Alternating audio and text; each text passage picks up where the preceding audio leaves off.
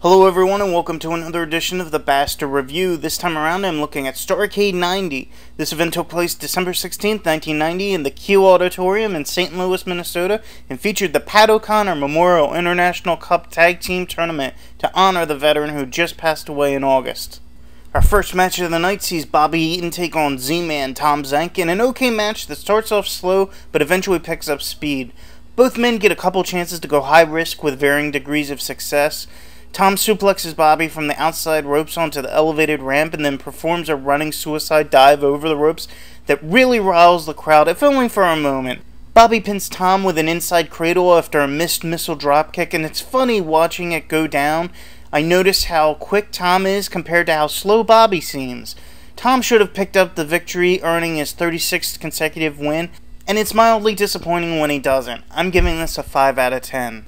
After that, we start the quarterfinals of the tournament as Rick and Scott Steiner take on Sergeant Kruger and Colonel DeClerc, and I'm pretty sure you already know who's going over in this match. DeClerc looks like he goes for a 360 senton over the ropes onto Rick outside the ring, but either Rick doesn't catch him or lets him go, landing on his lower neck. I don't know what was going on there, but it looked like an intentional botch on Rick's part, especially since he has the biggest stupid grin on his face immediately afterwards. Maybe he was just keeping in character, who knows. From there, Rick tags Scott in and he makes short work of their opponents with a beautiful tilt-a-whirl slam and then a Frankensteiner for the pin, a little over the 2-minute mark. Short and quick for good reason, I'm giving this a 5 out of 10. Norman Smiley and Chris Adams take on Conan and Rey Mysterio Sr. in a solid, fast-paced 5-minute match. Both teams make good use of the time allowed and frequently tag their partners in for maximum effect. Norman does an especially good-looking fisherman suplex onto Conan. The end sees Conan pick up the pin with a super inverted vertical suplex, and it looks like Ray injures himself doing some kind of dive over the ropes onto Chris outside to keep him from stopping the count.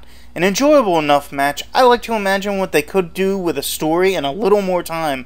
I'm giving this a 6 out of 10. Up next, the royal family of Rip Morgan and Jack Victory take on Mr. Saito and the Great Muta in a barely passable match.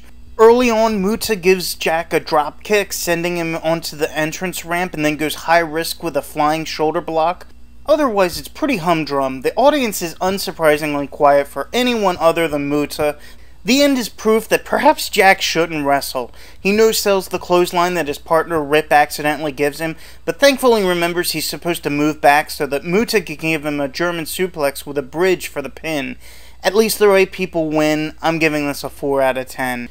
We come to the last quarterfinal as Danny Bull Johnson and Troy Montour take on Victor Sangiev and Salman Hazimakov. The most I can say is that it has a really odd ending. Salman gives Troy a belly-to-belly suplex for the pin, though from the bad camera angle it looks like Troy has his shoulders up.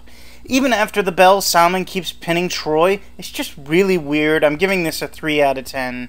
After that, Terry Taylor takes on Mike Wallstreet, who is actually Mike Rotunda repackaged in what could be a precursor to Erwin R. Shyster. The gimmick might have worked a few years earlier, but by the 90s, the time of the yuppie was dwindling, and it just shows how behind the times wrestling truly is at this period. The match is okay, average, and it really suffers from no apparent story or reason for either man to meet in the ring. Nothing horrible, but nothing memorable either. I'm giving this a 5 out of 10. On a side note, Mike comes to the ring with Alexandra York, who later becomes Terry Runnell in the WWF. Up next, the Skyscrapers, Sid Vicious and Dan Spivey take on Big Cat and the Motor City Madman. It's just over a minute, so I'm not going to rate it, but I really have to question why this is on the card. After that, Tommy Rich and Ricky Morton take on the Freebirds, Jimmy Garvin and Michael Hayes. The high point is when Tommy and Ricky give Jimmy and Michael dual figure 4 leg locks, otherwise it's by the numbers. I find it amusing to hear the crowd boo for the Freebirds while cheering Tommy, when in my last review the Philly crowd was doing the exact opposite. I'm giving this a 5 out of 10. Then we start the semifinals of the tournament as Rick and Scott Steiner take on Rey Mysterio and Conan, and I like that all four men shake hands prior to the match. Things start off slow, pick up for a moment when Rick and Scott give Conan an elevated bulldog, and then slow down again. It's another short 3-minute match, which I suppose makes sense, but also makes for very little excitement. I'm giving this a 4 out of 10. Mr. Saito and the Great Muta take on Viktor Sangiev and Salman Hazamakov. Suplexes reign for 3 minutes. I'm giving this a 5 out of 10. Stan Hansen defends his NWA US Heavyweight title against Lex Luger in a Texas Lariat match, or in other words, a bull rope match where you have to touch all 4 turnbuckles in order to win. Stan comes down to the ring with chew sticking out of his mouth, and the juice is just dripping down his chest. It's just really disgusting, and I'd hate to have to wrestle him like that. It's as fun as most bull rope matches are. Stan and Lex beat each other up. Lex gets a few wrestling moves in, and Stan uses the rope to whip and hang Lex. The end is a typical Dusty Rhodes finish. The ref gets bumped just as Lex touches the 4th turnbuckle. The replacement ref watches Stan touch all 4, but just as they're announcing Stan the winner, the original ref comes to and declares Lex the winner and new champion. The funny thing is, Dusty wasn't booking at the time. I'm giving this a 7 out of 10. After that, Doom defend their NWA World Tag Team titles against Arn Anderson and Barry Windham in a brutal street fight that did a decent job of entertaining me up until the end. At one point, Ron whips Barry, and as Barry hits the ropes, Butch swings a chair into his back. Then Ron gives him a nice-looking spine buster. Later on, Barry does a nice superplex that gets the crowd cheering. The end sees Ron pin Arn while Barry pins Butch with an inside cradle, causing a draw, which would have been fine if this would have been a regular match, but having a hokey ending to a gimmick match seems unnecessary. I do like that they continue to fight after the bell is rung, though. I'm giving this a 7 out of 10. Then we have the finals of the tournament as Mr. Saito and the Great Muta take on Rick and Scott Steiner in a really great tag team match. Saito and Muta dominate most of the time using heelish tactics to really rile the crowd.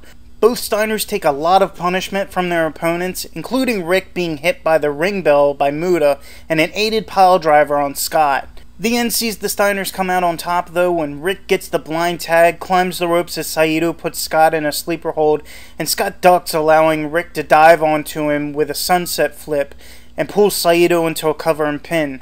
Thus, the USA wins, as the crowd in NWA no doubt think they should. Honestly, I would have been happy either way. I'm giving this an 8 out of 10.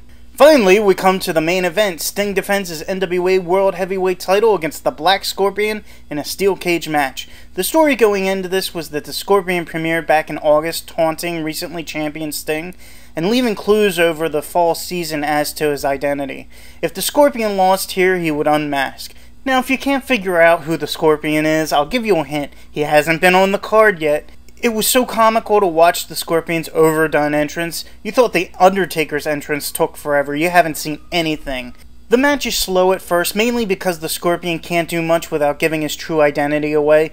Therefore, we see a lot of punches and headlocks, but things pick up towards the end when Sting gives the Scorpion a one-handed bulldog, a stinger splash, and finally locking in the Scorpion deathlock. The end sees Sting go high risk with a diving crossbody that pays off as he pins the Scorpion for the win, and thus Sting retains the title and the Scorpion is unmasked to be, well, that would be telling. I'm giving this a 6 out of 10. Overall, Starrcade 90 is a horribly overbooked average show. There are a few good things going on here, but they get weighed down by the mediocre matches. Honestly, 14 matches go beyond the limits of toleration. The NWA should have either had the Memorial Cup and the main event, or had the tournament on an earlier show. I'm giving this a 5 out of 10. Thank you for listening. Please tune in again when I review another wrestling DVD in my collection, or anything else that crosses my path.